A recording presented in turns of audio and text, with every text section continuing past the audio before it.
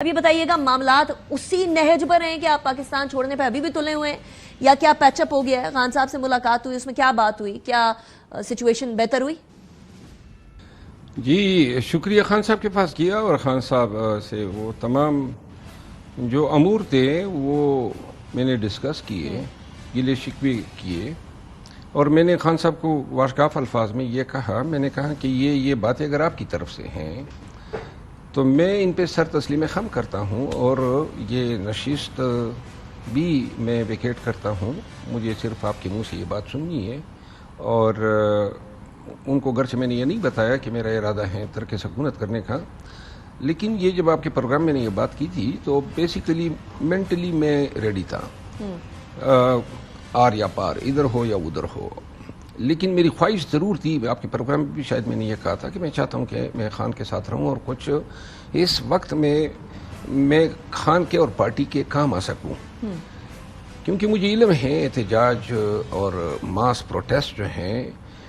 اس دوران 9 مئی کے بعد جو ہے پی ٹی آئی کو میری شکل میں ملا، کیونکہ اللہ کے طفیل پبلک میں قبولیت ملی، اور یہ جو لوگوں کو جو ہے جمع کرنا، اکٹھا کرنا، نکالنا، یہ طریقے میں جان گیا۔ اس پر تو آتے ہیں ابھی 22 کو جو آپ نے کرنا ہے اور کیسے کرنا ہے اور این او سی کے بغیر کرنا ہے یا نہیں کرنا، اس پہ ابھی آتے ہیں، لیکن ایک الزام جو میں نے سنا کہ پاکستان تحریک انصاف کے ودن بھی یہ چیز سرکولیٹ کر رہی تھی کہ آپ نے عمران خان صاحب اور بشرا بی بی صاحبہ کے خلاف کچھ ایسے الفاظ استعمال کیے ہیں جو خان صاحب کو پسند نہیں آئے ہیں۔ تو اس والے معاملے کے اوپر تو جنرلی بانی پاکستان تحریک انصاف بڑے اسٹرکٹ ہوتے ہیں، ایسی کوئی بات ہوئی تھی؟ کوئی کلیئرٹی آئی کوئی اس چیز پہ؟ مجھے بھی یہ بتایا گیا تھا کہ خان صاحب کے سامنے ایک حضرت ہیں، میں ان کا نام نہیں لیتا ہوں، اور پھر 2 اور حضرات نے پھر ان کی تصدیق کر دی کہ واقعی یہ بات میں نے لندن میں خان صاحبہ اور بی بی صاحبہ کے حوالے سے ایسے الفاظ کہے جو نازیبا تھے۔ میں جب اس دن جیل میں گیا تو خان صاحب سے پہلے، ابھی خان صاحب اس وقت موجود نہیں تھے، عدالت کی طرف تھے، تو میں بشرا بی بی صاحبہ کی طرف گیا، اچھا، ان کے سامنے میں بیٹھ گیا اور سب سے پہلے میں نے یہ مسئلہ ان کے سامنے رکھا کہ کیا آپ کو یہ بتایا گیا ہے کہ میں نے کوئی آپ کے حوالے سے کوئی الفاظ کہے ہیں؟ تو بشرا بی بی نے انکار کیا کہ مجھے ایسی کسی بات کا علم نہیں ہے۔ ہو سکتا ہے کہ انہوں نے مربتاً جو ہے یہ کہا ہو، لیکن جو بھی تھا، جب خان صاحب آئے تو خان صاحب کے سامنے بھی یہ بات میں نے رکھی۔ اچھا، تو میں نے کہا اگر سیاست اس لیول پہ آتی ہے، میں نے کہا آپ کا ذہن یہ مانتا ہے کہ میں یہ کر سکتا ہوں؟ ہو سکتا ہے کوئی آپ کی پالیسی پہ میں نے تنقید کی ہو، لیکن مغلظات کہنا یا گالیاں دینا وہ بھی آپ کو اور آپ کی زوجہ کو، اور اگر سیاست اس نیچ پہ آتی ہے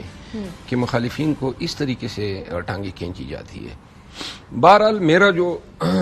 انداز بیان تھا وہ شاید تھوڑا سا آواز میری اونچی تھی اور جذباتی تھا میں، اور خان صاحب نے بڑے پیشنٹلی مجھے سنا،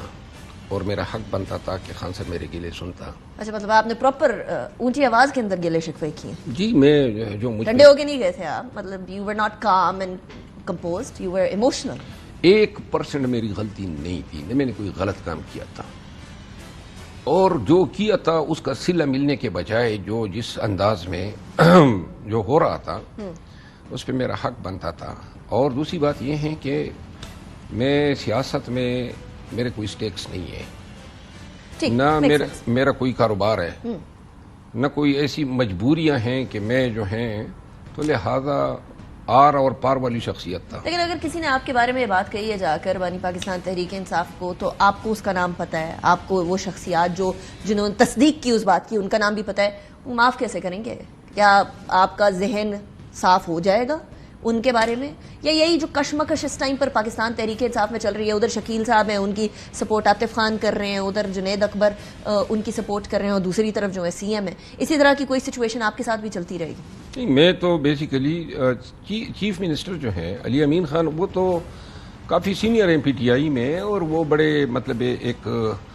جس طرح عاطف خان ہیں وہ بھی سینئر ہیں، اور یہ ان کے مضبوط دڑے ہیں، یعنی دوستیاں ہیں، تعلق ہیں۔ شکیل خان بھی تیسری دفعہ منسٹر بنے، شکیل خان جو ہیں وہ بھی مطلب پی ٹی آئی کا۔ اور کیوں اتنی دھڑے بازی کیوں ہو رہی ہے؟ نہیں، دھڑے بازی سے مراد یہ ہے کہ پارٹی کے اندر گروپس ہیں، یعنی ایک دوسرے کو سپورٹ کرتے ہیں، یعنی ساتھی ہوتے ہیں، ہم خیال ہوتے ہیں۔ بدقسمتی سے میرا ایسا کوئی گروپ نہیں تھا کسی کے ساتھ بھی. میں سب کے لیے تھا, سب میرے دوست تھے, سب کے کاز کے لیے میں لڑا ہوں, سب کی کمپین کی ہیں. لیکن میرے کمزوری کی وجہ شاید یہی تھی کہ میں کسی گروپ کا ایسا نہیں بنا تھا یا کسی سے.